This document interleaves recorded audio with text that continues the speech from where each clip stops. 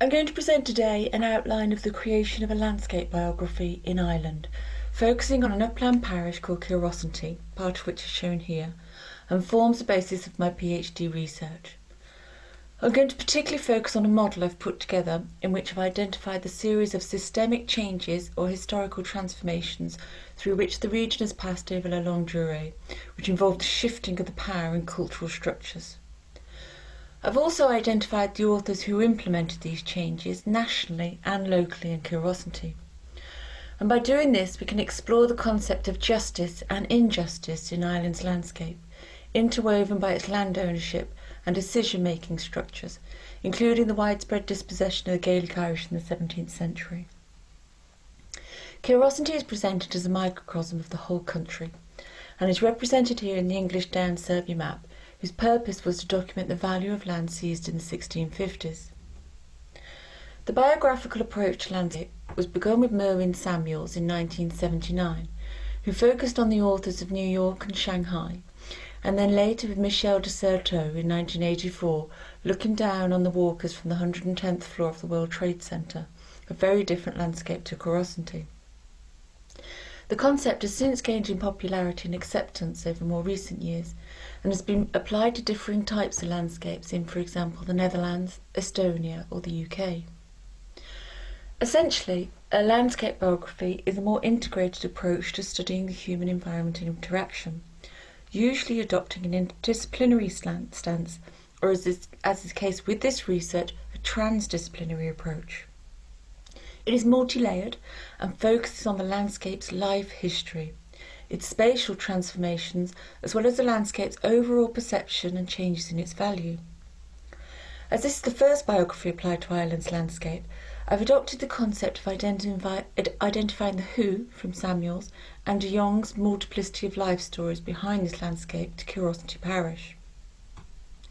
The region itself is situated on the slopes of the Comber Mountains in South East Ireland, and consists of both sparse upland and traditionally farmed lowland.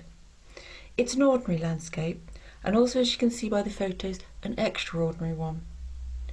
Because of its marginality and upland nature, physical changes happen very slowly here, and glimpses of former temporal layers making up the palimpsest can be easily found, which makes it an ideal landscape to initiate the biographical concept to Ireland. The first step in the Irish model was to identify what Roymans et al. In 2009 called the historical transformations of the landscape. They're represented here by simplistic blocks, moving from individual Gaelic clans through colonisation and beyond international independence. A biography has been described as a portrait or a story of a landscape rather than a straight-line chronology, so the diagram doesn't include a straight upward arrow. I've then gone on to identify the authors of this landscape, and following Samuels' concept as authors being either elites or nobodies, I divide them up into three categories of macro, micro and micro-micro, as more befits an Irish landscape, and then identifying them as much as possible. Taking them individually, the macro authors are the prevailing authorities in the area, whom whilst they operated on a national and international stage, still considerably influenced events and the landscape on a local level. There were no big famous individual planners like Robert Moses here, but rather more ideological and political institutions such as the English government and the Catholic Church, whose presence is still readily identifiable in the area, with ring forts, prominently placed Catholic chapels, and more recently local authority housing. These macro then feed down into the micro authors, who are the local families who held the most decision-making power in the area, and were also the largest landowning families. When laid out within the model, the origin of their surnames follows the dispossession of Gaelic Irish families being replaced by English ones as colonisation took hold. And although these men would have been classed as relative nobodies within the wider national landscape, their positions as elites within the local environment of the parish were secure. Their physical contribution to the landscape, although confined to the limited sphere of the parish, was significant, including place names, the landlord's imposing big houses, and the shape of the surrounding farmland. And then we have the micro. These are the vast unknowns, predominantly Gaelic Irish. the innumerable people who lived and worked the land but whose names were never documented, who built the remains of the cottages still present in the landscape and carved the lanes between the settlements. Their individual footprint is smaller, but their contribution to the shape of the landscape is still significant. And luckily, stories of some of the micro live on in the local collected memory. And this is where the transdisciplinary approach to an Irish biography is so important. In such a marginal area, documentary records are scanned or were destroyed during the Civil War in 1922.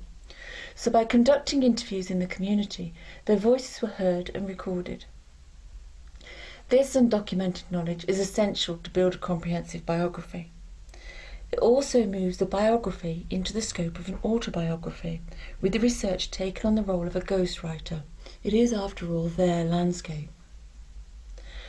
I found GIS to be integral for Curiosity's biography. It enables a communication and comparison of multiple layers of quantitative and qualitative data to better illustrate the geographical and also significantly the temporal situation of Curiosity's historical transformations and power shifts. This model for a landscape biography can be replicated in any other Irish landscape. The transformations and macro-authors remain constant. The local micro-authors, or the main power brokers in an area, are usually very well documented. And whilst the micro are largely silent, their presence can be heard when the community is given a voice. So, I've tried to show that this once more region has undergone transformative changes of systemic shifts of power structures representative of the whole country. And despite the efforts of each competing influence to dominate the former, the effects of each stage are still present in this extraordinary landscape.